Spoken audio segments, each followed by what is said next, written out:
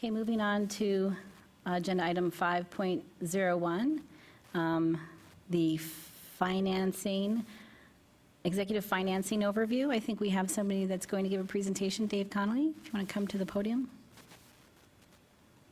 Yeah, I'd just like to introduce David Conley, president of Rockmill Financial Consulting. He's a financial consultant for the district. He's worked with the district for about 6 years, and I'm just going to turn it over to him. Good evening. It's a pleasure to be here tonight. It's always an honor, such a wonderful school district. I have a presentation this evening that is quite lengthy, but I think necessary. And I will be patient and go through it so that we have a full understanding of everything in here. But again, it's an honor to be in front of the board this evening as well as your community. I am going to, it worked, move through the presentation. First, again, just for the background on Rockmill Financial, my company is a financial consulting firm that works exclusively with governments across Ohio. We work on a number of different things, ranging from financial forecasts and budgeting to financial management, which I'll touch on a little bit today, research and analysis, public information and communication, and tax management and reduction strategies. So most recently, the majority of our school clients have been reaching out to us to find ways to keep taxes low or prevent increases in future taxation while still reaching the goals of the school district. So I do that quite a bit. And then turning to the debt issuance side of the ledger when there's a facilities opportunity, providing guidance for the issuance of securities. So to my knowledge, I'm the president of the firm. I'm the only firm of my type in the country, probably, if not the world. It's a unique combination of expertise. My number one responsibility for the district and the residents is to assess the financial feasibility of projects that the board may be considering, to provide my opinion about whether or not it's a feasible attempt to pay back. If at all possible, to identify financing options that will either lower or eliminate the need for new taxes in the future, to communicate those options to the board, which is why I'm here this evening, and to the community. And then if the board makes a decision to proceed with a financing, my responsibility is then to oversee that process on your behalf, to make sure that it's done at the least possible cost, lowest interest rates. I am sworn by law to uphold the best interests of the community's financial involvement with the district. So at all times, I'm charged with being honest and candid. And sometimes that's good and sometimes that's bad. But ultimately, it's for one important goal, and that's to make sure that the taxpayers are represented appropriately when it comes to spending their dollars going forward.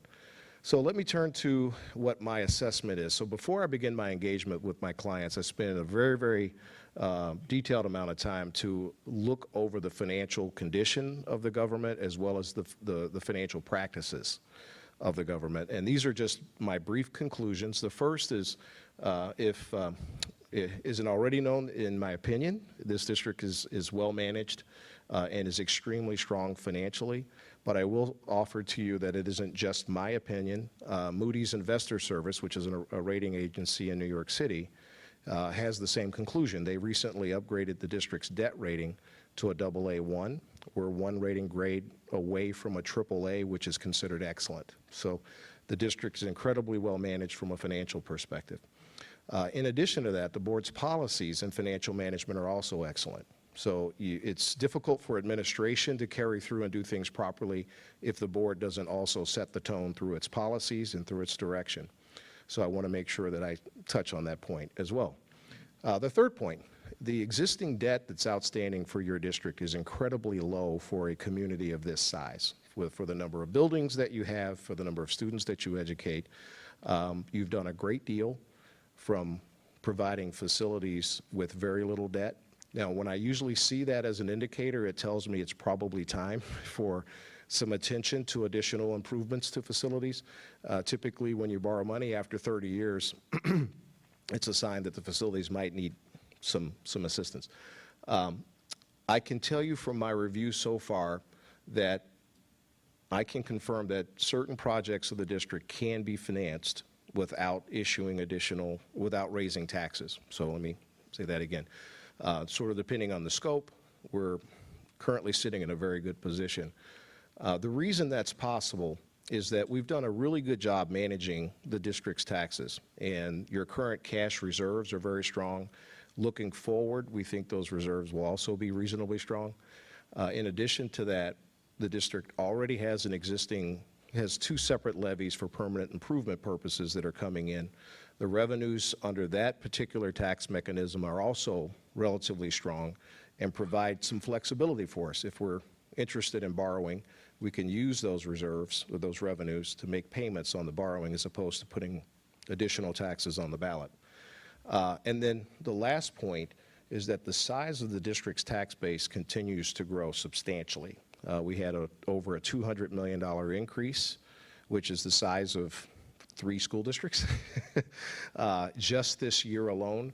So with new businesses moving into the community and the growth of property that you have, that supports the tax revenues that support the operations of the district and your ability to pay for certain facilities without having to raise taxes. So it's a positive going forward.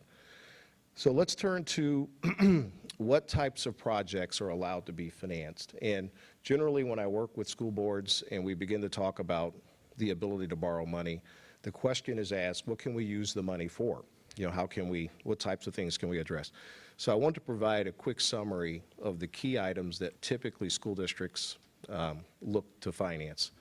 The first is any type of renovation or remodeling, addition and or demolition to existing buildings is a allowable financeable project. New construction of any facility, classrooms, and I can go down the list, that would be used by the school district. In addition to that, you're allowed to furnish and equip any facility.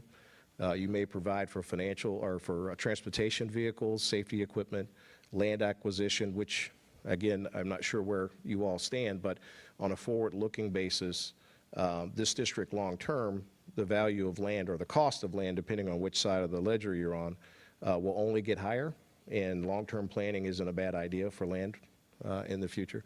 And then lastly, some communities and school districts have partnered together to look at the use of space where a school facility might also serve a community purpose. And so you're allowed to use facilities for library, community service centers, seniors service space, healthcare facilities. All of these are possibilities under your ability to finance facilities. So moving to the typical types of financings, and this is going to get a little more into the weeds, but I'd like to review it with you. So the key to funding facilities is what type of tool might you use to finance that facility. So the next 2 pages deal with the tools that are available to you. The most common is known as a bond issue. Bond issues work like a debt instrument or a loan like you would get on a home or a car. It's an obligation that once you enter into it, you can't get out of it until you pay it off. So if it's a 20-year bond, you're obligated to pay the bonds for 20 years. In Ohio, you can borrow using a 40-year term as a maximum for a bond issue. And most of the time, if you would like to seek a bond issue, you have to put it on the ballot, get voter support. Bond issues are the most common way for school districts to finance facilities. And it's largely because school districts don't have any other revenue source available to issue the bonds, so they have to actually ask the taxpayers for a tax levy to pay back the issuance of debt. The next instrument is something that is, well, I won't say anymore, it's not fairly new. A lot of districts are using it, but it's known as a certificate of participation, or what we call COPS. Certificates of participation function like a bond issue. So you borrow money and you pay it back over a period of years. The difference between a COPS issue and a bond issue is that a COPS issue is not a debt instrument, it's a lease instrument. And as a lease instrument, you're not required to go to the voters to actually issue the securities. So you can borrow using a COPS instrument without getting voter approval, as long as you can identify the revenue source to pay it back. So that's the key fundamental of a COPS issue. The reason it's not considered debt is, as I mentioned, it functions as a lease like you would lease a car or a copier or a school bus. It's subject to annual appropriation by the board. So each year, you're presented the budget, and then the board adopts the budget, including the lease payment for the COPS issue. You have the option as a board not to actually reappropriate the payment for the lease. And within that capacity, it designates the instrument as being a non-debt instrument and therefore not subject to debt laws and not subject to voter approval.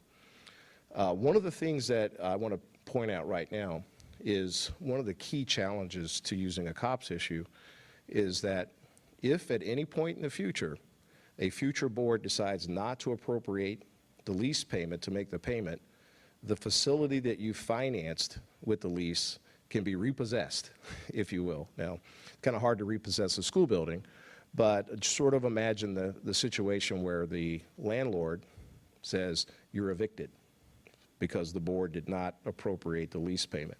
So that's the number one negative to using a COPS as a financing instrument. But on the practical side, the question has to be asked, under what circumstances would a school board say we're not going to make the payment on our loan? It would take some pretty extreme circumstances to make that occur. So think about the practicality of not appropriating the funds, knowing that the building would be foreclosed, if you would, for not paying it. But more and more school districts are using this as an option to finance school buildings, largely because they don't need to go to taxpayers for tax dollars to pay it back. So they're actually just allowed to do the financing without voter approval. There is no maximum for how much you can borrow using a certificate. It's limited only to the amount of annual payment that the treasurer's office and myself feel is safe for the school district to commit to the repayment of the obligation. Well, you guys are following along pretty well. Usually people by now, their eyes are like this. Okay, so let's move to the next page. In addition to bonds and COPS, school districts may also borrow against a permanent improvement levy as a debt instrument, and it's known as a tax anticipation note. A tax anticipation note allows you to borrow up to 10 years for the maximum term, and 1/2 of what can be collected from a permanent improvement levy over a 10-year period. So if your permanent improvement levy would bring $10 million in over 10 years, you're allowed to borrow $5 million of the $10 million. It does not have to be a new levy. It can be an existing levy, which you have, and the amount's only limited to the amount of revenues coming to the district. We are currently paying, this district is currently paying on an existing tax anticipation note. So that particular note will be paid off in the next 3 years, and you'll see in a second the money that we're currently paying on that note can be redirected to yet another financing in the future. So that's one of the revenue streams that we've identified. The last financing instrument, if you want to call it that, would be cash. The school district and other governments have the ability to plan in advance for capital improvements, major capital improvements. So you, on an annual basis, can set money aside from the general fund for the purposes of paying for capital projects. This is becoming more and more common with school districts as their general fund balances have started to grow. Many districts following the recession tightened their budgets and tightened their belts. As a result, fund balances grew in the general fund, and now they have the ability to begin setting aside money to plan for major capital improvements. And this district is not too dissimilar from that. It is really beneficial to reduce the cost of construction, and again, doesn't require voter approval. So we have that as an option. Typically, when you repay a financing with property taxes, it would typically use to support a voted bond issue. Property taxes in the form of a permanent improvement levy are collected. Now, you all are collecting currently $9 million a year in permanent improvement funds. Those funds are used to maintain the existing facilities as they are today. You'll notice I have an asterisk on that number. The reason that I do is that the $9 million will actually grow over time as your tax base gets larger. So it's currently $9 million today, but will likely be substantially greater down the road, especially as some of our abatements start to expire and mature on the tax base. We're also able to use operating levies as a source of repayment for debt, although not highly recommended because you want to reserve that for operations. More districts are looking at using income taxes as a source of repayment for debt. There's two forms, traditional and earned income taxes. Currently, we're not talking about that as an option for this district, but you never know as you proceed down the road. Other sources, we talked about general funds, cash. In some cases, communities and school districts are able to pay for their financings through the money they save. So if you have older buildings that will be replaced, that are more expensive to operate, that could be replaced with a newer building that's less expensive to operate, the savings allows you to use that to supporting a financing, if you could. There's also the option to seek corporate donations, and I see tonight with the Go Bucket that you know, you have a very active corporate community, and I wouldn't rule that out as an option going forward. And we currently have today a number of tax abatements that are in place that could present the opportunity to look at corporate donations and pilots, what we call payments in lieu of taxes, going forward as new companies seek abatements from the school district. But these are all just core resources to look at for financing. So let's talk about dollar amounts that are available. With a voted bond issue, the state has a predetermined maximum that you can finance. That predetermined maximum is 9% of your assessed valuation, which today is $183 million. So if you were considering putting a bond issue on the ballot to build buildings, the maximum you could place on the ballot would be $183 million. With a permanent improvement levy, we went through the math a second ago. Based on your current permanent improvement levy revenues, if we went with a 10-year tax anticipation note, we could borrow $45 million, and that would be using all of your permanent improvement funds. It would leave you, we'd have a payment of $5 million a year under that particular structure, but it would only give you $45 million to work with, if just to sort of give you some sizing. On a 30-year certificate of participation, if we maxed the available permanent improvement levies that you have, the district could borrow $155 million. And that's using all of your permanent improvement levy revenues. I would not recommend that as an option because it leaves you nothing to continue to maintain the other buildings. I just provided these numbers just for background purposes. School district income taxes are done in 1/4% increments. If you were to do a 1/4% increment on a traditional income tax, that would net you $168 million. On an earned income tax, which is a tax that only taxes W-2 wages, it does not tax pensions, retirement, Social Security, unemployment, things that are non-earned income, you would be able to borrow $145 million roughly. And I think we discussed the other sources of revenue that could be identified and contributed toward providing a financial structure. So let's now drill into your circumstances. When I started working on this project with Dr. Kellogg and with Bart Griffith, we worked in reverse order. And in reverse order, what we tried to first figure out is if we tried to identify money that was available to you without seeking additional money from the community, so just our basic resources that are available today, how much money could we raise to address facility needs? This is a very simplified table that takes a look at potential revenue that could be contributed toward a financing. And let's see if I can find my laser. Watch me turn this off. Okay, you can see that very well. But we looked at 3 categories. The first is the general fund and whether or not the school district could support contributing money from the general fund. The second is using funds that were available in the first PI levy, because again, you have 2, and then funds are available from the second PI levy. And what you'll see on this table is that in this particular model, contributing $3 million a year from the general fund, $3 million a year from the first PI levy, and then $1 million a year from the second PI levy, which would run for a period of about 30 years, that in total, that stream of payments would support nearly $75 million.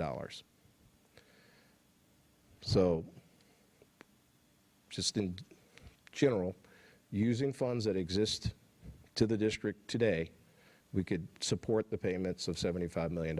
But this, again, is requiring a contribution of $9 million from the general fund. Guys, got a quick so Dave, we mentioned earlier, the district already is using PI fund dollars to pay down a TAN. We have 3 more years of payments. I think that payment's roughly $3 million or just a hair under 3, right? Right. So that's not in this model. That's correct. So in those first 3 years, we have $3 million out of the PI. It's really almost $6 million off of the 9 to 10 that's available. That's correct. In those first 3 years. That's Okay. correct. So that would mean available to us somewhere between 3 and 4 million for any other capital improvement needs funded from the permanent Right. improvement. So Okay. it would reduce, so you would be going from roughly 6 down to 4 million a year available for PI. And so people understand, there are a variety of things other than buildings that we pay out of PI. One of them is buses. We have a bus cycle. We replace X number of buses on an annual basis. That's in there. A couple other components as well. So I just wanted some clarity on the numbers. Thank you. Right. And again, you want to be careful. Permanent improvement dollars are there for, in some cases, known capital and maintenance needs, in other cases, unknown capital and maintenance needs. So it's never really a good idea to commit all of those funds to a financing source. But again, our early thinking on this is that this would be a manageable financial structure if the board would consider that. I have outlined what the pros and cons are. And the first is that it maximizes the amount. So if you were to say to me, David, what amount could we commit that would be reasonably safe and conservative for the district that we could dedicate toward a project? And I would say that this is that picture. So this is the upper end of that picture. So it maximizes what's available to you. The con is that it is using $9 million of general fund cash, and it's a con in that we don't have a crystal ball in knowing what funding will look like for the district from an operating perspective in the future. It is possible that you contribute $9 million from the general fund for facilities, and then 2 years later, state funding changes, and then you say to yourself, why did we spend that money? So that's kind of the challenge that you have on using general fund dollars. In addition to that, it lowers the PI funds that might be necessary for other needs of the district. But in the global sense, this is a reasonable picture, financing picture for the district to consider. It's not excessive, in my opinion. So the next version of it is we went to a picture to say, what if we wanted to preserve our cash in the general fund for operating purposes, just to make sure that we're in good shape going forward, and that we also reduce the contributions from our permanent improvement levy. So this is more of your really safe position. How much could we support?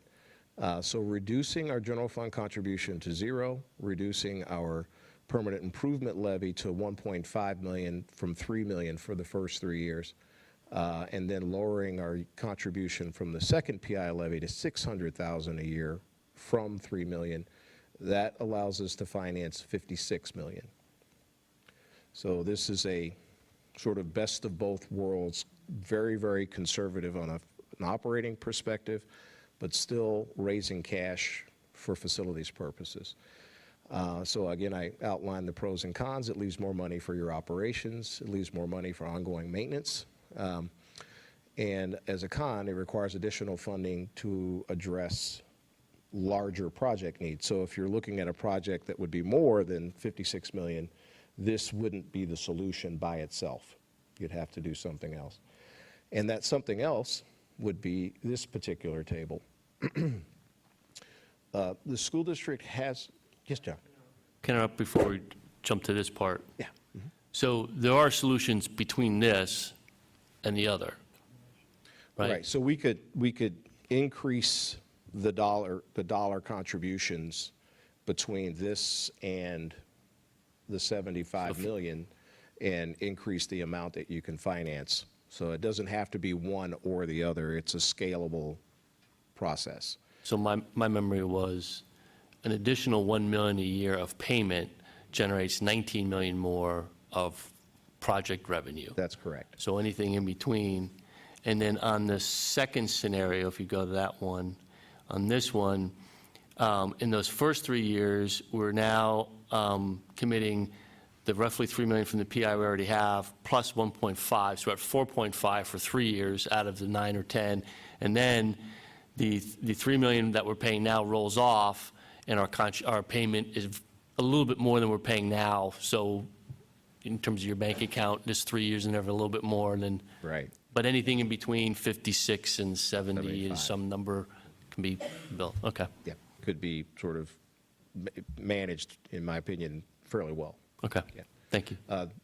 But this particular structure is optimum from an ongoing operating perspective, which we always have to be mindful of. You know, there's an operating cycle. Yes, sir. So I just had a quick question. I'm actually reeling back just a slide or two relative to the potential maximum bond issue. The assumption is the maximum total available based upon current state financials for the district, but is it also an assumption based on a 40-year maximum term limit, For the 183, for this for the the 74 bond? for the bond issue. Let's go back to this table. What were the time dimensions around that 183? So bond issues have a maximum of 40 years, regardless of the principal amount. Right, but we calculated a maximum, a couple slides forwards, of 183. What That there. term is that based on? That's not based on a term. It's, the 183 is 9% of your assessed valuation. So the state dictates that a school district can't borrow more than 9% of its tax base. Okay. And that's where the 183 comes from. The term, the 40-year term, is a maximum that the state also sets. It says that if you were to do a bond issue, the longest term that you could issue bonds for is 40 years. But they don't put any structure around any terms beyond that. That's odd, because the risk is in the term. Those are the only two primary Okay. concerns. Now, the thing that you should know is that a bond issue term has to be tied to the life of the improvement that you're making. So for you to do a 40-year bond issue, you'd have to spend all of the money on something that has a 40-year life, which most school districts don't do. The building itself would have a 40-year life, but if you furnish it and if you do site improvements, things of that nature, the average starts to come down. And that's why you see today most school districts have terms of 35, 36, 37 years, largely for that purpose. Yeah. Now, the term and the dollar amount do have a direct relationship when it's time to look at the tax rate. So when you and that's the table I was almost to that shows you how you calculate the tax rate based on the term of the financing. Any questions back on that page, anyone? Just an additional clarification on the debt limit. That doesn't account for debt we already own. That would have to be subtracted from the 183. That's already subtracted. Oh, it is, okay. Yeah. So the 183 is already net of your outstanding debt Thank you. calculation. Yeah. So, okay. So we are now looking at, I wanted to provide for you an analysis that asked the question per 1 mil that we put on the ballot. So if we wanted to go on the ballot and we picked 1 mil as an arbitrary millage rate, how much could we issue in bonds? And the answer to that question is $53,250,000. So if the district were so inclined to put some portion of a project, per 1 mil, you can raise $53,250,000. And then I highlighted, you see the yellow band there, it says home price $187,400. That's the median home value for homes in Westerville. That translates into $5.47 a month, which is not bad to raise $53 million. So I offer that so that if you wanted to think somewhat creatively about maybe mixing and matching your choices. Now, you could obviously put everything that you wanted to finance on the ballot for the voters to approve. So in essence, for 2 mils, you can borrow well over $106 million. 1 mil, $53,250,000. Got a quick one here as well. really, I appreciate your thoroughness in this.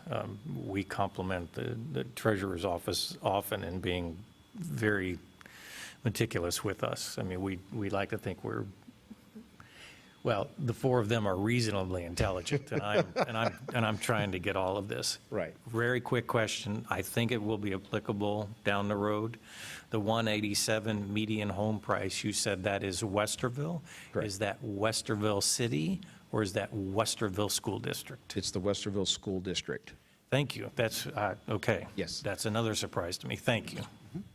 Yeah, so that's the most recent census That's awesome. number. And, some communities will use $100,000 as the, you'll hear the tax rate on a $100,000 home. We wanted to use something that was a little more realistic, yeah. And then reminding everyone, the median is the house in the middle.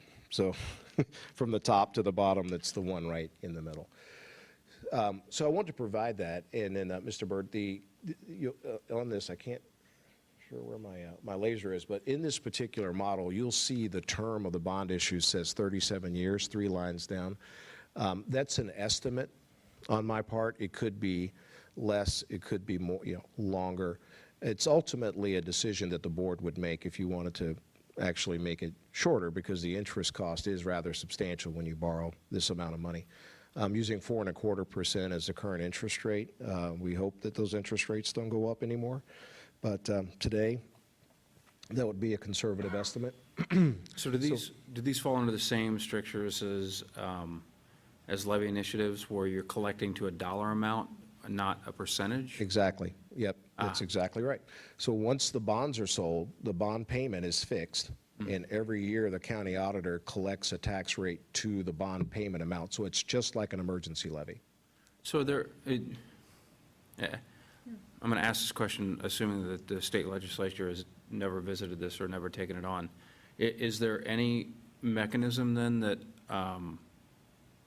that atones for growth in rooftops and or commercial businesses, where those people are then paying a fair share and the cost is reduced to the overall taxpayer?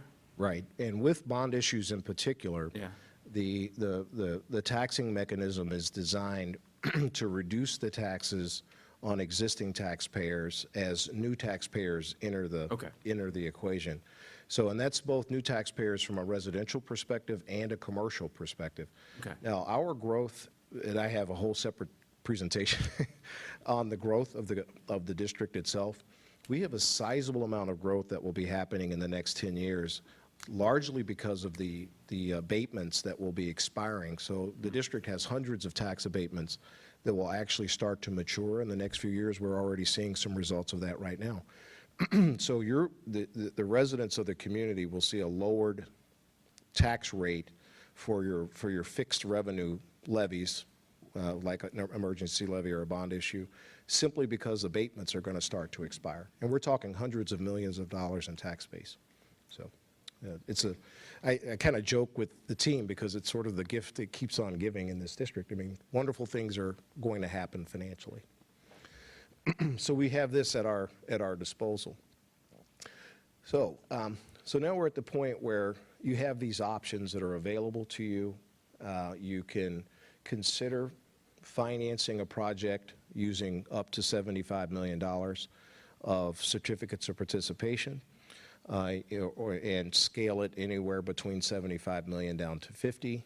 You sort of augment a smaller COPS issue with a voted bond issue to get feedback from the community. Some of my clients like to put issues on the ballot just so they get feedback from the community about their opinion on the project. The challenge that you run is that if the community votes no, then you're left wondering, does that mean they don't like the project, or they didn't like the tax, or just what is the circumstance? So the key variables really to think about is, what is in fact the scope of the project? Is it one project? Is it 4 projects? Is it 5 projects? What would be the estimated total cost? So are we talking 20 million, 40 million, 110 million? That helps also frame what type of financing instrument you proceed with. The third and probably most important is timing. How quickly do we need something? Do we want it starting this year? Are we okay waiting 2 years? And the reason I say that, if you opted for a financing structure that was on the ballot, that you went to the voters with, the earliest you could get to the voters would be November.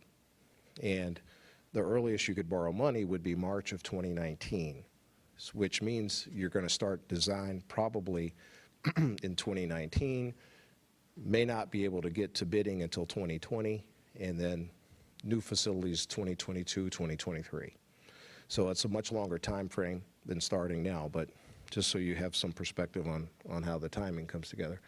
And then the last point is really all the other considerations that come to mind, such as community input. Are you going to, really go out, gather input from the community about both the use of a non-voted financing versus a voted financing, about the type of project they want, about the timing that they want. So all of those things come together to help us figure out which particular financing option makes the most sense for the district. Quick question. You mentioned the timing for a bond issue. What is the timing for a COPS issue? So the next page, great segue. The next page, I show the timing for the bond issue, and I mentioned if you were to target being on the ballot, the board would have to determine the scope on July the 9th, the board meeting. You would also file your state consent. That's the request to issue debt from the state superintendent of the state. Then you would have to pass a resolution of necessity, which is the resolution that asks the county auditor to confirm the millage rate.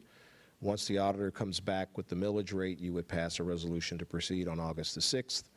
The treasurer would file with the Board of Elections on August the 8th, and that puts you on the ballot for November.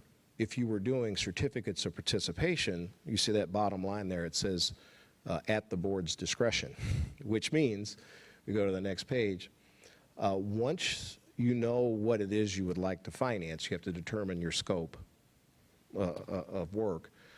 2 weeks from that date, and that's because we have to prepare the legal documents, the legislation for you all to adopt, the board could pass a resolution authorizing the issuance of certificates.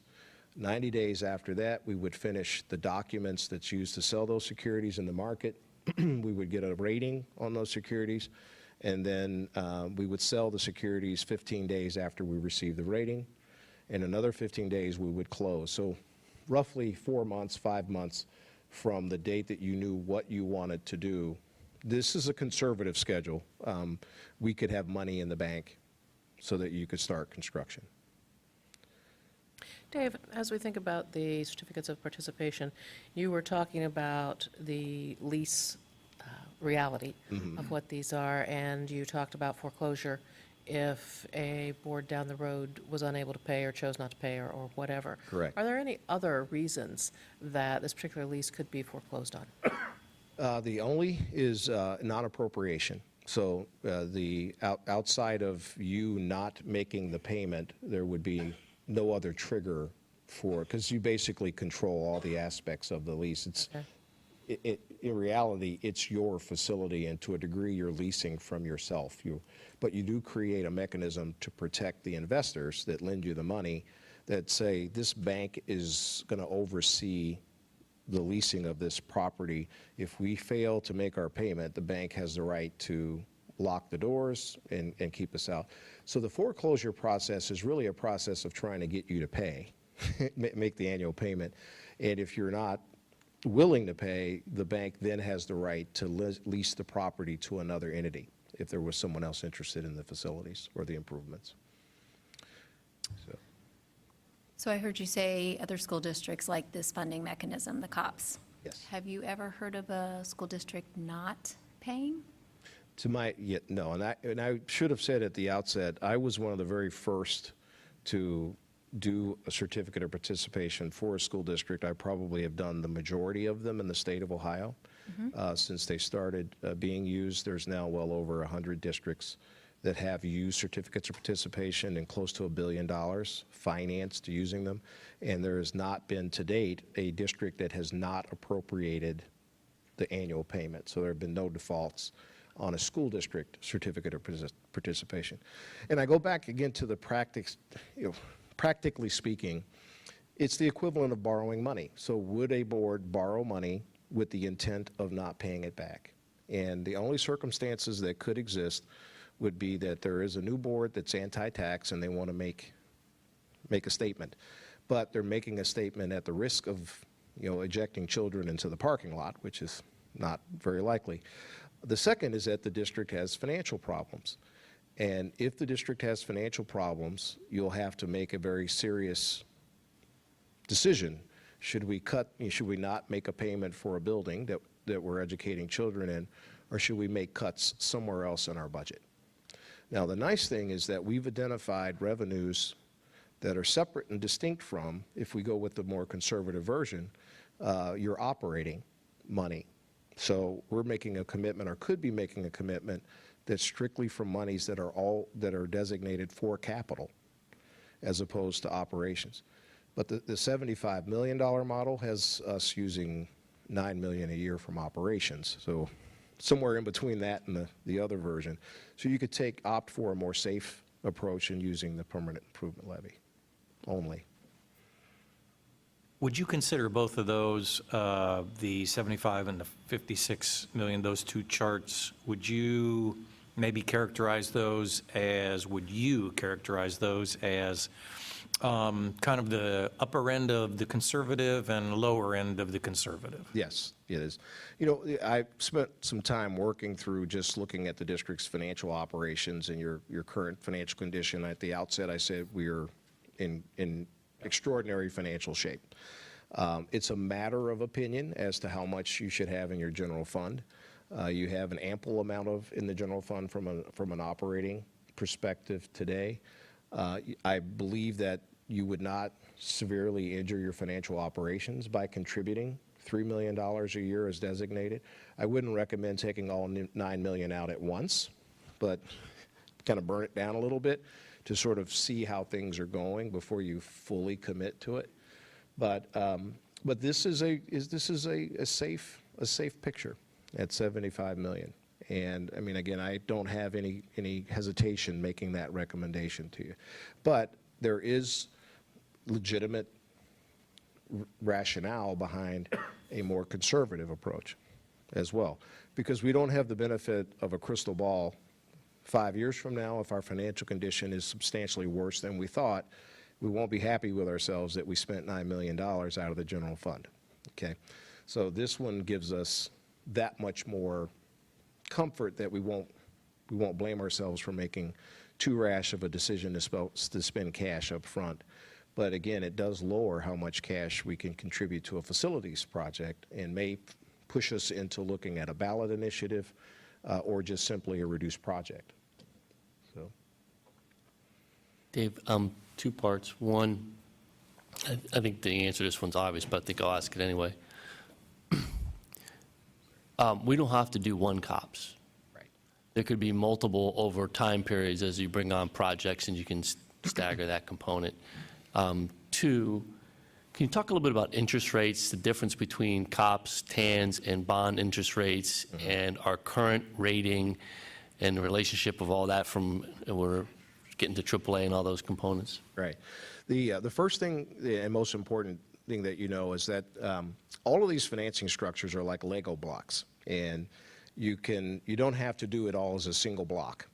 We can actually do a certificate of participation for $30 million, come back 2 years later and plug in a $20 million block, come back another 2 years later and plug in another $30 million block, and you can build your structure around, increments of a project or of a series of projects. The same is true with using tax anticipation notes. Our tax anticipation note authority never goes away because we have permanent improvement levies, continuing permanent improvement levies. So as long as those levies exist, we're able to do tax anticipation notes, and you could piece tax anticipation notes on top of certificates as well as bond issues. So you have a lot of flexibility on how you piece things together based on a project. Now, the financing instruments all have different costs associated with it. Your interest rate is your second largest cost to a financing other than the project itself. So we have to be mindful that the interest rates will cost the district and ultimately the taxpayers on how it comes together.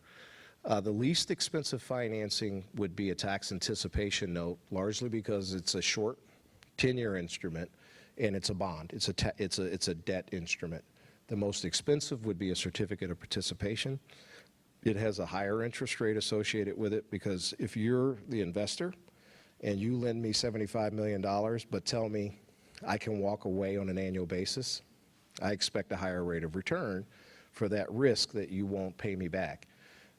Typically, those interest rates have been in the neighborhood of 0.5%, but in recent years, the difference between the interest rate for a certificate of participation and a bond issue are much closer together because the default rates are so low, but there's still a difference.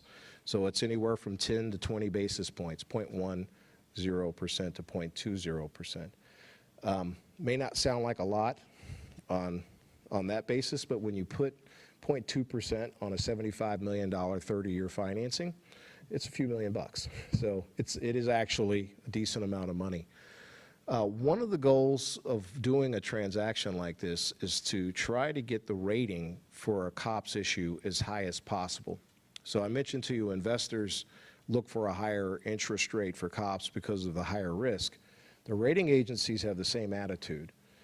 If we are a AAA rated government, our certificates of participation will be one rating grade below our regular rating. So right now we're rated AA1. If we were to do COPS, the COPS would be rated AA2, so one grade below, about 20 basis points differential. Strategically speaking, and I want to manage expectations. When Moody's upgraded us to a AA1, they very clearly said to us that this is a AAA district. But in order for them to move us from a AA3, which is what we were, or I'm sorry, AA2, to a AAA, would have been a 2 rating grade increase. And politically speaking, the rating agency doesn't like to move credits in two jumps at a time. However, I believe that the next time we go to them with a bond issue, not a COPS issue, with a bond issue, the district will be upgraded to a AAA. In which case, a following COPS issue, a subsequent issue following that upgrade, would likely have a AA1 rating. So one particular interest rate strategy could be to seek a AAA rating on a bond issue and then follow that with our COPS issue. So not lead with a COPS issue, but lead with a bond issue. The challenge in that whole thing is assuming that interest rates stay flat. So if rates are 4.25% today, but 5.25% a year from now, the strategy doesn't work because we will have been AAA rated, but at a higher interest rate than where we are today. You gave the example from 4 to 5, and our treasurer over here just about had a meltdown. So I'm just saying, please don't do that again. Well, one thing that I want to make sure you all are aware of, tax reform, the Tax Reform Act and the change in corporate taxation has had, and maybe I'll frame it this way, but maybe is not so, but an unintended effect on tax-exempt interest rates, which when you borrow using a tax-exempt interest rate. The largest investors in municipal bonds, tax-exempt bonds, are corporations. Corporations now are being taxed at a lower rate than they were last year. So in order for a tax-exempt bond to be as attractive to a corporation last year, you now have to offer a higher interest rate to those corporations to have the same after-tax benefit to those folks. So indirectly, if you think about it, not just with Westerville, but with every government across the United States, the cost of local taxes have to go up as a result of higher interest rates related to the tax reduction on the federal government side. So our borrowing costs could in fact be higher when we do this because of tax reform. And I've already built that into our current interest rate model just to protect us from it. And there are other reasons too, it might be a little higher, but we're keeping our eye on that process as we go along to look at it. Just for clarity, because basis points can have different meanings in different industries and practices. 20 basis points is 0.2%? That's correct, 0.20%. Thank you. So, any other general financing questions? This is an important conversation as we get through it because there's a lot of decisions to be made. So on our options variables, I've covered the scope, the cost, the timing, and then other concerns that you might have. We've touched on the timeline for bonds, the timeline for certificates of participation. Tax anticipation notes are about the same timeline as you would for certificates of participation, maybe a little bit faster. And I put that last because right now I don't see a tax anticipation note as being the instrument to use. It's effective, but with a 10-year maximum payback, it puts additional cash flow stress on the permanent improvement levy. So I wouldn't recommend it unless we were using it as a block in a more complicated financing structure.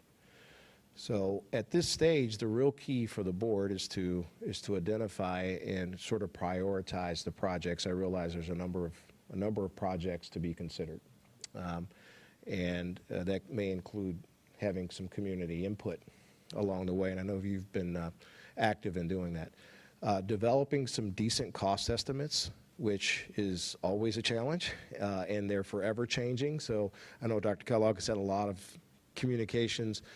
It's a very challenging process to get reasonably good cost estimates. In some cases, you need to hire an architect to do some pre-design work to help you really narrow it down, because it's important that we start out with a good number. There's nothing worse than getting a number and then 6 months later finding out we're $20 million off the mark. Come up with a good approximated timeline for construction, and then at that point, I can come back and present to you more specific options between one choice or the other, and then review the pros and cons of the financing instruments, and then you would vote to say, let's go with option 1 or option 2 or option 3. I'll get the legislation together, get it back to you, and then we would start getting the money together to put in the construction fund so you could get going. And then in the event that, we get to that point, you then would retain an architect, if it wasn't already the pre-design architect, to do, once you have the money, because the architect's fees are pretty expensive, to do the whole thing at that point. So that's it for the presentation. So I have a question. Yes. So with all the options, really the soonest would almost be 2 years if we went the bond route. Right. Yeah, if not longer. I mean, If not longer. yeah. I mean, there's the risks. So I tell my clients this all the time, and it's kind of hard to have them have an appreciation for it until they've lived it. The challenge with time is that things change. Right. And so what we know today might well be different than what we know 1 year from now. And again, I'm not trying to guide you in any direction. My job is to tell you the pros and cons of how it is. We may think today that we can do this project if the voters voted yes in November and that we've got a nice schedule. Then we get down the road and the state of Ohio says that not only do you have to build a storm shelter, but we now expect you to build an underground parking garage for every student at the high school. And that's an extra $2 million. And then we find ourselves trying to figure out just exactly how do we address that issue. Or the federal government decides to change the rules on the taxation of municipal bonds. And people say that those things aren't possible, but we just watched the Tax Reform Act go through that's, questionable.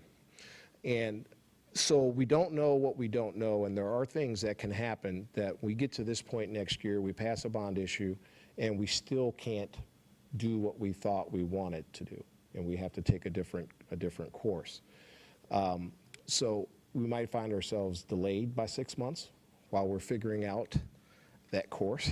And then, so if everything goes really smoothly and there aren't any changes, then yeah, you're looking at 2022 to have a building or a renovation or something that you can get your kids into, but it could be longer. But the possibility exists in the timing of this, depending on the scope of the project, that if the board felt comfortable that there were elements that were a go regardless of a bond vote, could be financed through a TAN prior to a bond. What you missed there is the opportunity for change on the interest rate on the TAN, on the COP, right?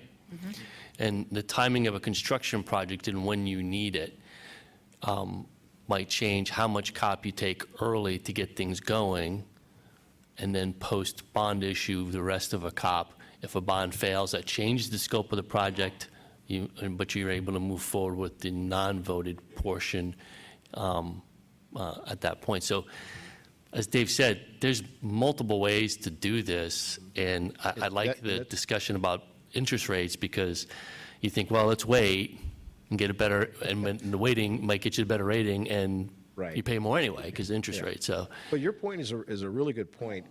So again, you have multiple things that to deal with. You could very easily carve out some of the projects that are most important, that maybe aren't as expensive, and start on those right away. Okay, and you can use a TAN. We could even use a COPS issue.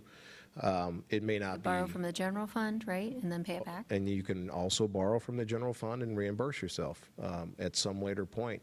So you don't necessarily have to wait until you have everything figured out, especially if you could come to a mutual agreement on the most important things, and deal with that portion first, and then work on the expanded plan to be put into place a little bit later.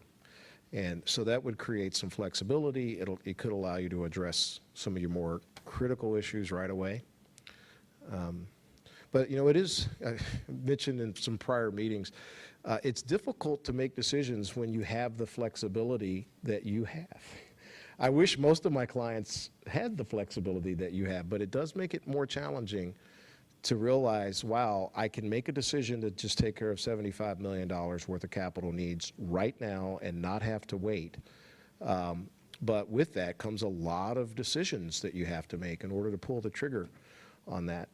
Again, most of my school clients have to go on the ballot and beg for every penny, and we have at our disposal quite a bit of money without asking the voters for it.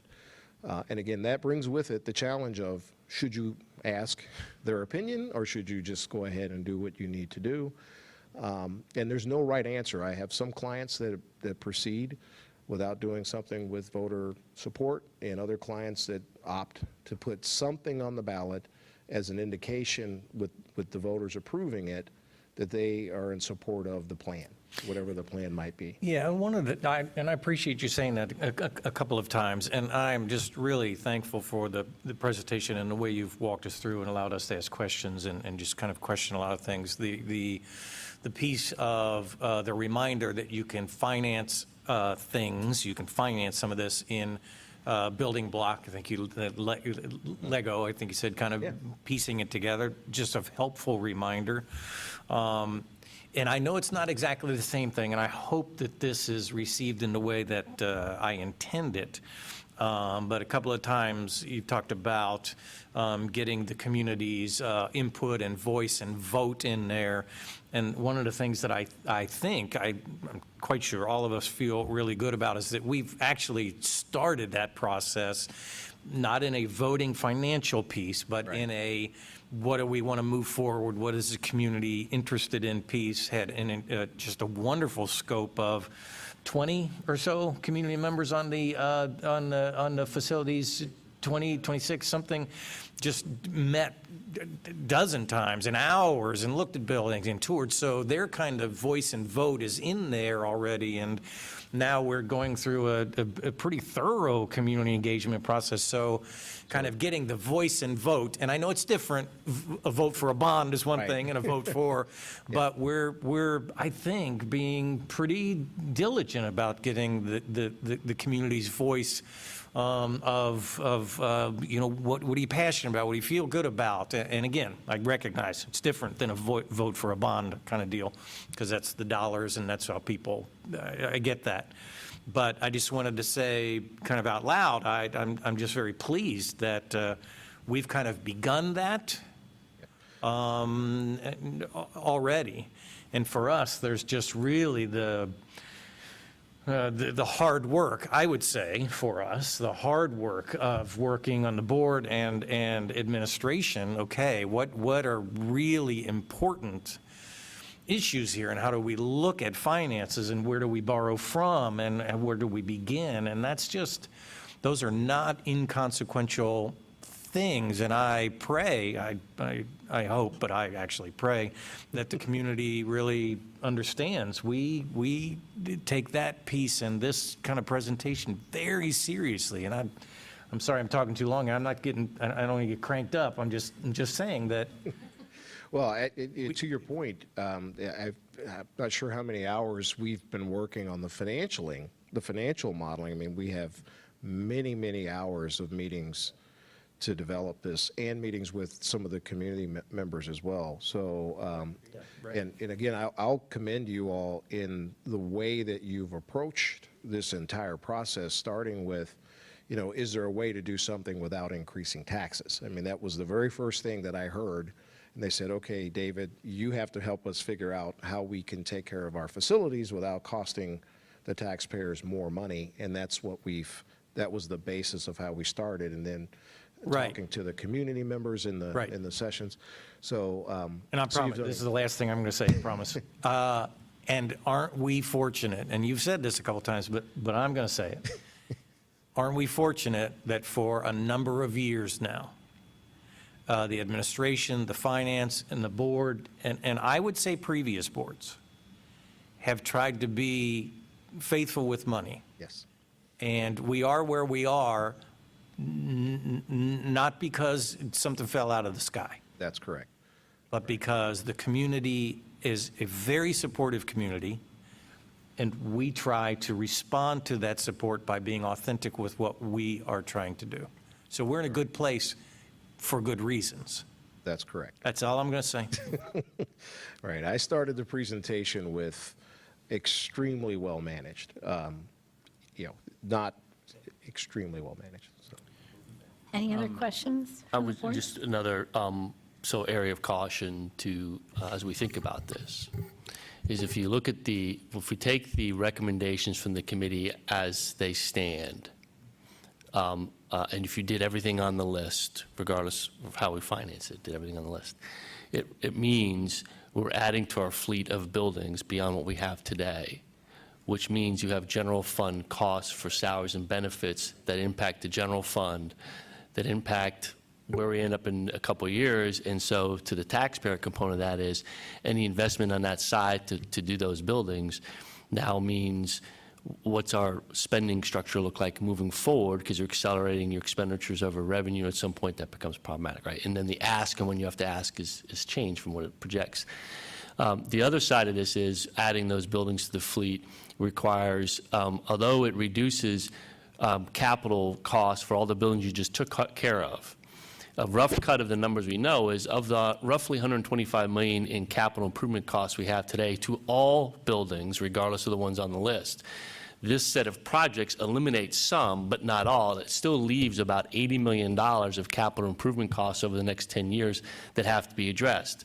So if you're reducing your PI to X amount of dollars, that dollar times 10 years is intended to cover the rest of the nut. Whatever difference is there are deferred projects or efficiencies we have to find, or they become projects whose can's being kicked down the road. So these are some of the big picture things that we want to keep in mind as we think about the financial options, the scope on this, et cetera, et cetera. I think it all can be done. I don't want to lose sight of the really, really big, robust picture down the line. So just, and we, And we've already started developing models. models for 2020. Our bonds are paid off in 2024, Yeah, we have a yeah. 27, in 27, we have a 2.21 mils of bond debt, I think, that rolls off the rolls, which can come on the ballot earlier if a board or this superintendent, or whoever else wants to use that as an option with the community in the future for other projects, like all those buildings that are middle-aged now that aren't in the list, right? So we want to retain long-term community perspective on this, so there's no sorriness in the rearview mirror. Yeah, but we are looking at the whole picture long-term.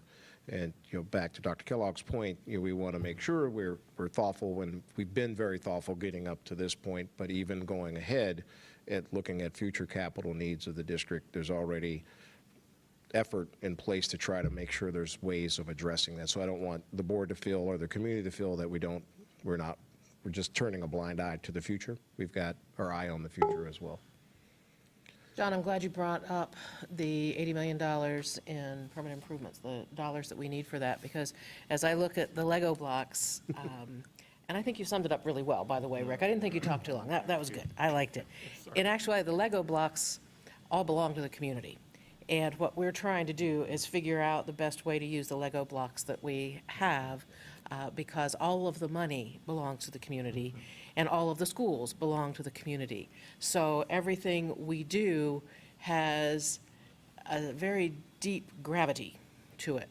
And that kind of just dovetails with what you were talking about. But John, as we think about the permanent improvement budgets, we, I don't want to say worry, we have some concerns every year about what we're able to fund and what we're not able to fund with permanent improvements. What are the dollars that are needed? What's likely to be happening in the next few years and in the out years beyond that as we look at permanent improvements? And I think as we decide where these Lego blocks need to go, one of the pieces that will be very helpful to us is to look very closely at what we have been spending on our permanent improvements, what we feel is much nearer to optimal to spend on permanent improvements as we look not just at the buildings on the list, but also at all of the other buildings and all of the needs that are there.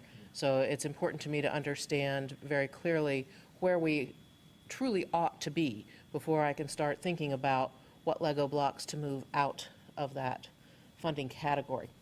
Same thing as we look at operating dollars, because not only do we have to consider the operating dollars that will be coming on with any fleet additions, as you put it, to our portfolio of schools, but we also have to look at what we are considering doing in 2022.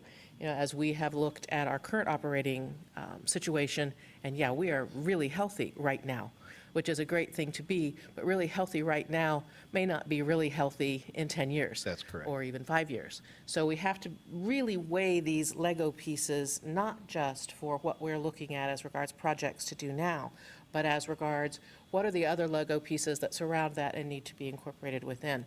The ability to have flexibility within that creation of the Lego structure, I think, is one of the main pluses that we have. The idea of identifying stuff that we know we have to do and moving those Lego pieces into position allows us to move ahead in an appropriately conservative but appropriately forward-looking way, and then begin to add those additional Legos as we move on. So I very much appreciate all this information. It's extraordinarily helpful, and it also helps because it identifies what are the other Legos that we need to be factoring in to what we're deciding about.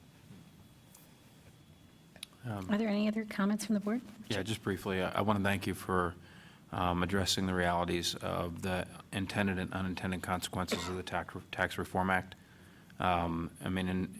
Many citizens in the United States may not be aware of the huge impacts to the historic tax credit, to the open market or new markets credit, to municipal bond changes that are a result of this thing.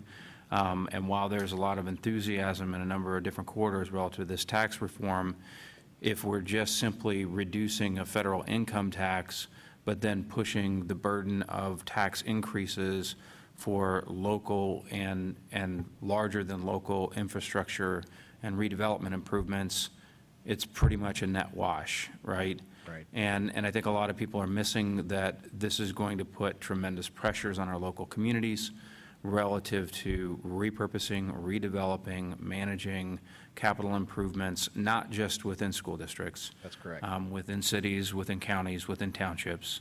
And I really, really appreciate you bringing that to the table as well, and factoring that into your models. Thank you. Yeah. And I'll gladly come back and address the state and local government tax deduction and how that's also going to impact your ability to pass property taxes in the future. And it's not working in our favor. So, okay, thank you all for your time. I really appreciate it. Thank And, you so much. Okay, take care.